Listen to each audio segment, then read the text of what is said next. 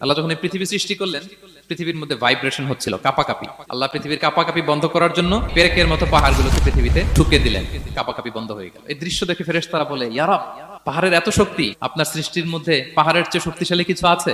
আল্লাহ বললেন আছে। সেটা কি? আল্লাহ বললেন সেটা লোহা, কারণ লোহা দিয়ে পাহাড় কাটা যায়, ঠিক কিনা? লোহার কথা শুনে ফেরেশতারা অবাক। ফেরেশতারা প্রশ্ন, তাহলে আপনার সৃষ্টির মধ্যে লোহার চেয়ে শক্তিশালী কিছু আছে? আল্লাহ বললেন আছে। কি সেটা? আন্নার, আগুন। কারণ আগুন লোহাকে কি করে? গলিয়ে ফেলে। ফেরেশতারা শুধু অবাকই হচ্ছে। ফেরেশতারা বলে, আগুনের চেয়ে শক্তিশালী কিছু আছে? আল্লাহ বলে আছে, আলমা, পানি। কারণ আগুনে দাউ দাউ করে জ্বলে ওঠা আগুনের মধ্যে পানি দিলে আগুন অস্তিত্ব হারায়। ফেরেশতারা শুধু অবাকই হচ্ছে। তারা বলে, তাহলে পানির চেয়ে শক্তিশালী কিছু আছে? আল্লাহ বলেন আছে, রিহ, বাতাস। কারণ বাতাস পানিকে একদিক থেকে আরেক দিকে নিয়ে যায়। জলের মধ্যে বায়ুর উচ্ছ্বাস লাগলে জলোচ্ছ্বাস তৈরি হয়, ঠিক কিনা? ফেরেশতারা আবার অবাক হয়ে বলে, তাইলে বাতাসের চেয়ে শক্তিশালী কিছু আছে? আল্লাহ বললেন আছে। সেটা কি? বলতেছে বনি আদম। ওই মানুষ শক্তিশালী যে গোপনে দান করে, এত গোপনে যে ডান হাত কি দান করলো, বাঁ হাত সেটা টের পায় না। পড়েন সুবহানাল্লাহ।